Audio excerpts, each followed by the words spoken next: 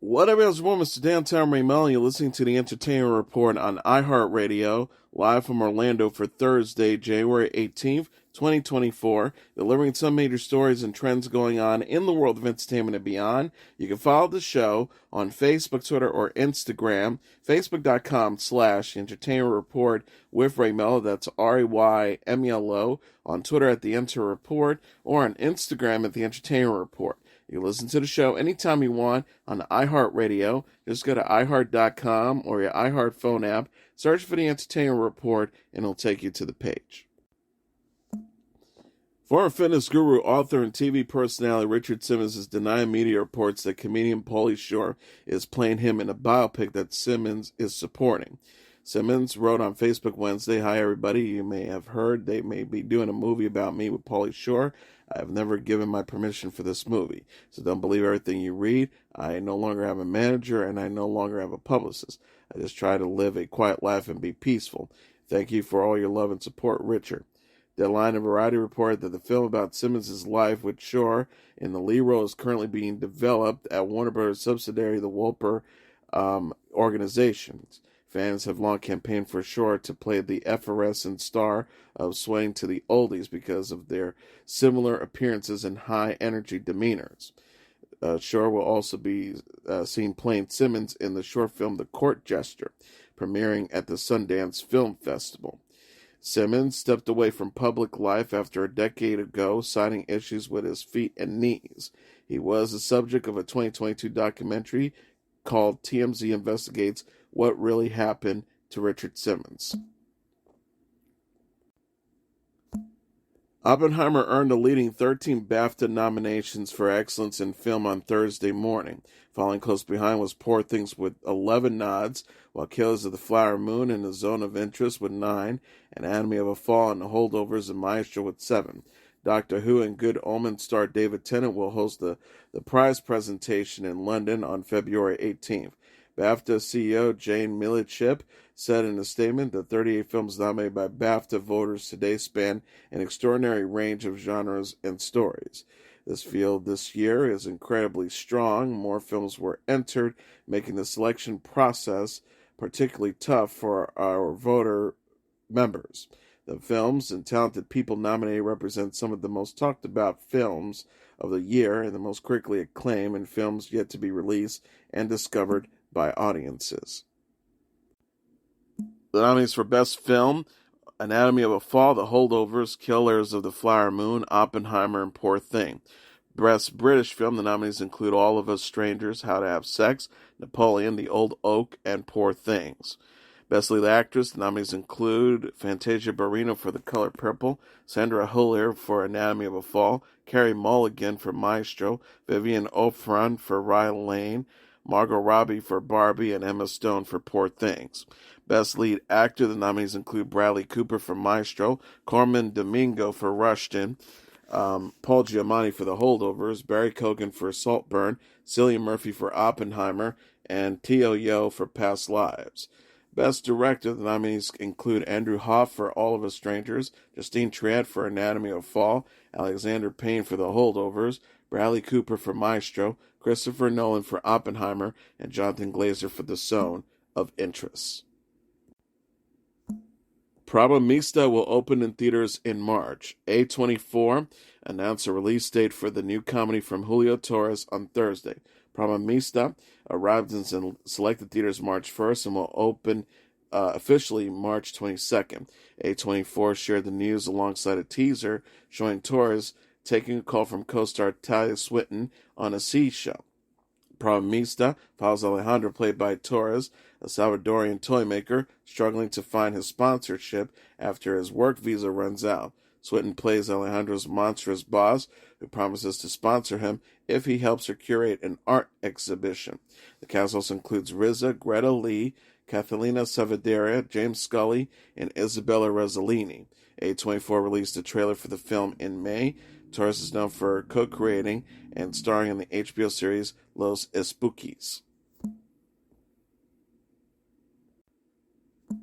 Clone High will return for a second season in February. Max shared a trailer and premiere date, February 1st, for Season 2 of the animated comedy Thursday. Clone High is a revival of the Teletoon and MTV series, which aired from 2002 to 2003. The show follows Abe Lincoln, Joan of Arc, and other teen clones of historical figures as they attend high school. The season 2 cast will include Will Forte, who plays Abe Lincoln, Nicole Sullivan, who plays Joan of Arc, Ayo Adibri, who plays Harriet Tubman, Frida Kahlo, played by Vicky Martinez, and Kelvin Yo, who plays Confucius, along with Phil Lord as Principal Scudworth. In addition, Jermaine Flower plays Toussaint Louverture, Paul F. Tompkins plays Professor Hurskut, Stephen Root plays Schneider Snorkel, Jackie Harry plays Jackie the Ripper, Hannah Simone plays Lady Godiva, and Darcy Carden plays Mary, joins the cast. Clone High is created by Lord Chris Miller and Bill Lawrence and executive produced by Erica Regenova and Eric Durbin. Wizards of Waverly Place stars Selena Gomez and David Henry will return for a sequel at Disney. Deadline reported Thursday that Disney's branded television has ordered a pilot for the revival of the fantasy sitcom. Henry will reprise his role as Justin Russo as a series regular on the show, while Gomez will return as Alex Russell as a guest star in the pilot. Henry and Gomez both executive produce. New cast members will include Janice Leanne Brown, Ayoko Thaley, and Mimi Gananapos. The original Wizards of Waverly Place had a 4-season run on Disney Channel from 2007 to 2012. The show follows Alex, Justin, and Max, played by J.T. Austin, 3 wizarding siblings living in New York City.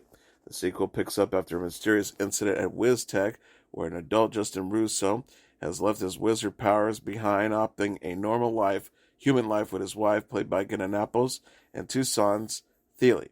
But he gets a surprise when a powerful young wizard, played by Brown, in need of training, shows up at his door. And Justin must embrace his past to ensure the future of the wizard world.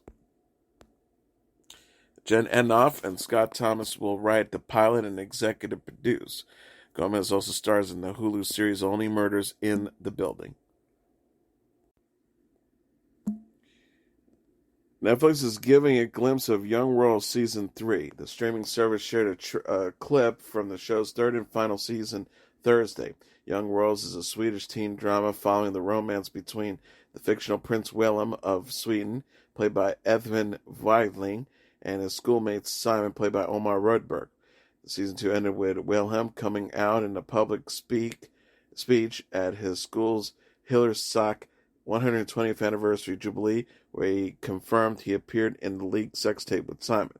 The Season 3 teaser shows Stella, played by Felicia Trudson, Federica, played by Mimi Sion, Madison, played by Nathalie Virali, and Felice, played by Nikita Ogola, discuss their upcoming graduation when Felice receives a text message from Willem.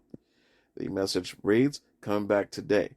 Frederica then speculates whether Willem and Simon will be an official couple when they return to school. Netflix shared first look photos for Season 3 last week. Young Royals Season 3 will premiere in March. Apple TV Plus is teasing the new show Messi's World Cup: The Rise of a Legend. The streaming service shared a trailer for the 4-part docuseries Thursday. Messi's World Cup tracks the career of Argentinian soccer star Lionel Messi, including his 5 FIFA World Cup appearances and his win at the 2022 FIFA World Cup in Qatar. Official synopsis reads, in his own words, Messi tells the definitive story of his incredible career with the Argentinian national football team, providing an intimate and unprecedented look at his quest for a legacy-defining World Cup victory. The show features interviews with Messi along with conversations with teammates, coaches, competitors, devout fans, and commentators. Messi's World Cup hails from Smuggler Entertainment with Tim Pastore, Patrick Milling-Smith, Brian Carmody, Matt Renner, Jenna Millman, and Juan Camilo Cruz as executive producers. Apple TV Plus released a teaser trailer for the show in December. Messi's World Cup: The Rise of a Legend premieres February 21st. Messi also appears in the Netflix docu-series Captain of the World, which premieres December 30th. Jodie Foster says she turned down the role of Princess Leia. The 61-year-old actress confirmed on Wednesday's episode of The Tonight Show starring Jimmy Fallon that she was offered the role of Leia for the 1977 Star Wars movie.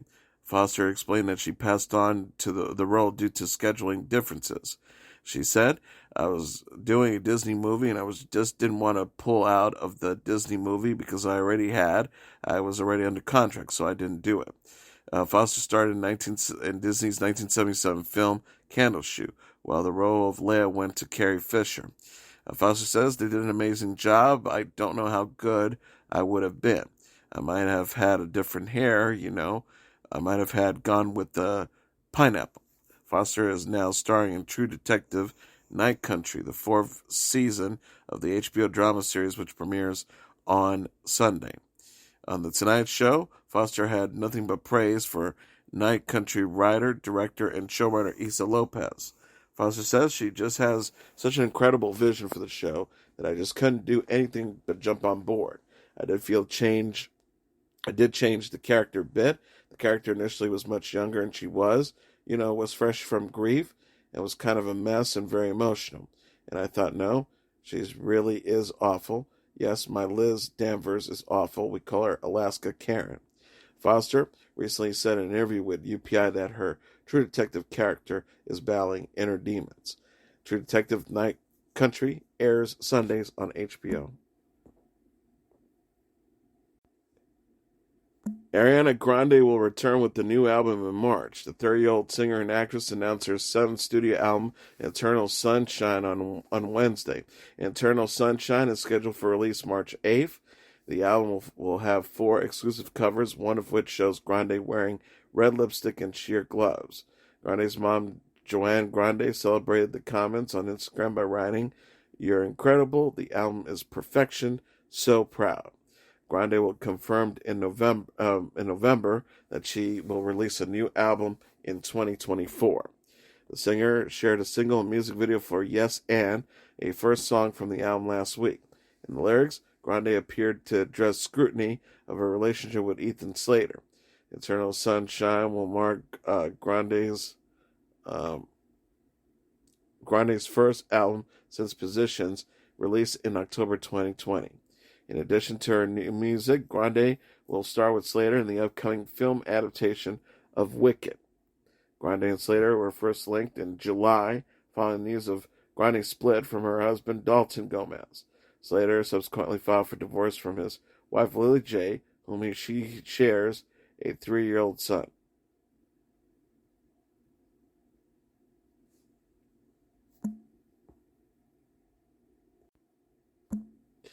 And finally, the NFL has announced the lineup for Super Bowl 58 pregame entertainment. Rhea McEntire, Post Malone, and Andra Day will perform February 11th at the Allegiant Stadium in Las Vegas ahead of kickoff. McEntire will perform the national anthem while Malone will sing America the Beautiful. Day will take the stage with a rendition of Lift Every Voice and Sing. McEntire said on social media, "I'm honored to be part of something as big and historic as the Super Bowl coming to Vegas for the first time. The national anthem and Lift Every Voice and Sing will be produced and arranged by Emmy-winning music director and producer Adam Blackstone. In addition, Coda actor Daniel Duran will perform the national anthem in American Sign Language, with Angel Monero singing America the Beautiful and Shazim Sanchez to sign Lift Every Voice and Sing.